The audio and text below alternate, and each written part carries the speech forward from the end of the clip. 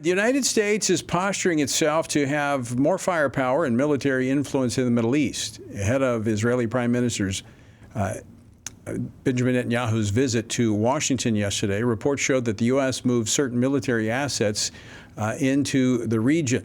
This has raised questions on potential military action against Iran in advance of direct talks that the president announced would be taking place this weekend regarding Iran's nuclear efforts.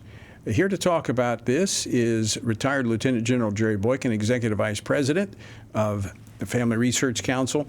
General Boykin spent the last 4 years of his 36-and-a-half-year military career serving as the Deputy Undersecretary of Defense for Intelligence. He was also one of the original members of the U.S. Army's Delta Force.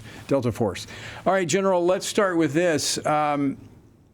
There's some significant military assets, 2 aircraft carriers, B-2 bombers, some significant military hardware in the region. What does that tell us?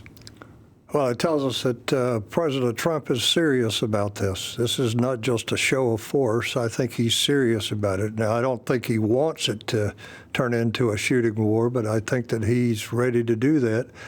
And I think that he and Mr. Netanyahu probably talked about that, and they're going to talk about it some more. And the timing of this, moving these assets into the regions, the B-2 bombers that are in Diego Garcia in the Indian Ocean, parked out in the open, obviously so that they could be detected and seen. Is this kind of a flexing of the U.S. muscle prior to these conversations with Iran coming up this weekend? Well, yeah, I think it is, no question about that. And the other thing that they're moving in there is air defense systems. And They're getting the most modern air defense systems, along with some of the older ones, but they're putting those in there too. So if anybody was to try and hit some of our stuff at Diego Garcia, or Djibouti, or any of those places where they're taking this stuff, they've got the air defenses to stop that. And there's the Navy's in rotation with their aircraft carriers. They have held one over, so you have 2 aircraft carriers in the region. I mean, that's quite significant. Tony, you're a maritime guy. You're a Marine. You've been on ships before, and you know that when they move a carrier task force, it's not just one ship. It's a task force of many ships. It's massive. Yeah, it is massive. So that's serious. And again, I think it shows Donald Trump's resolve. I think it shows that he is serious about this. He doesn't want war because he campaigned on stopping wars.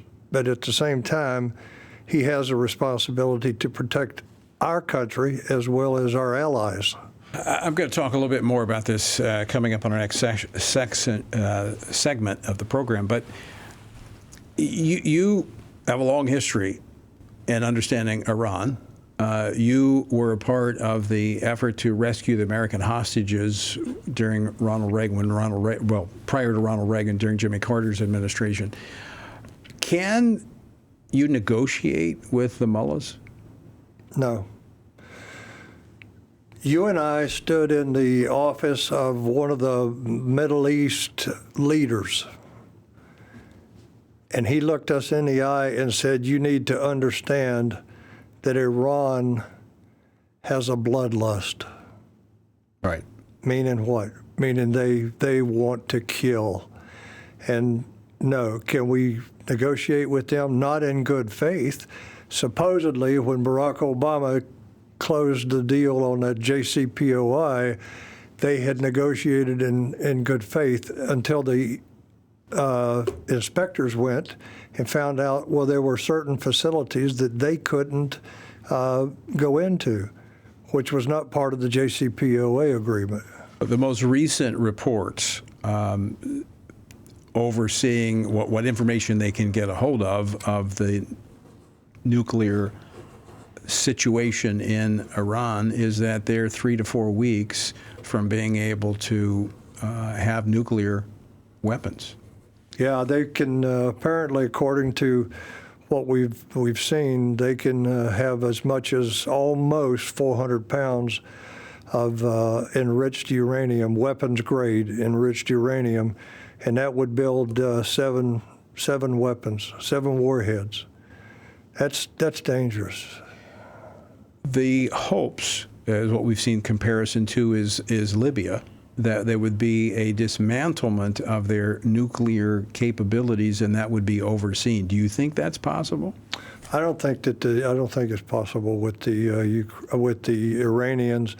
Now, I think the Iranians would potentially come up with something else that they think would appease Donald Trump, but I think he's too astute, and he's got Netanyahu working, on his side, and he's on Netanyahu's side. So I think that would be very difficult. I mean, I could see them delay tactics to try to wait out Donald Trump, thinking he's going to be gone and they're going to get another like Joe Biden. But this is the window, is it not, in which decisive action needs to be taken to stop? Yeah, I don't think that Donald Trump wants to go down in history as the guy that left Iran with everything they needed to destroy Israel. So I think that if they can't come up with some agreement, I think it ultimately is a reasonable chance that they can find a solution. But I think that it's also a good chance that we're going to wind up seeing a strike over there on their facilities, and that's the last straw. All right, General, thanks for joining us.